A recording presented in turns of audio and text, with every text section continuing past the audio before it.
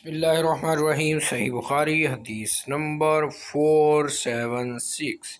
حضرت عائشہ رضی اللہ تعالی عنہ زوجہ نبی صلی اللہ علیہ وسلم سے روایت ہے، انہوں نے فرمایا، جب میں نے ہوش سنبھالا اسی وقت میں نے دیکھا کہ میرے والدین اسلام قبول کر چکے تھے۔ ہم پر کوئی دن ایسا نہیں گزرتا تھا جس میں ہمارے ہاں رسول اللہ صلی اللہ علیہ وسلم دن کے دو حصوں میں یعنی صبح و شام نہ آتے تھے۔ پھر حضرت ابوبکر صدیق رضی اللہ تعالیٰ عنہ کے دل میں ایک بات آئی اور انہوں نے اپنے گھر کے سامنے ایک کھلی جگہ میں مسجد بنا لی جس میں وہ نماز پڑھتے اور قرآن کریم کی تلاوت کرتے تھے۔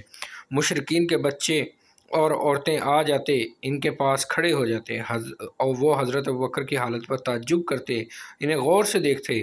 حضرت ابوبکر صدیق رضی اللہ تعالیٰ عنہ بڑے رقیق القلب اور گریہ آزاری کرنے والے انسان تھے۔ جب قرآن کریم کی تلاوت کرتے تو انہیں اپنی آنکھوں پر کنٹرول نہیں رہتا تھا۔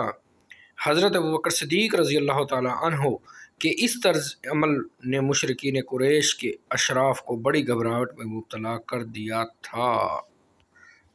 صحیح بخاری حدیث نمبر 476۔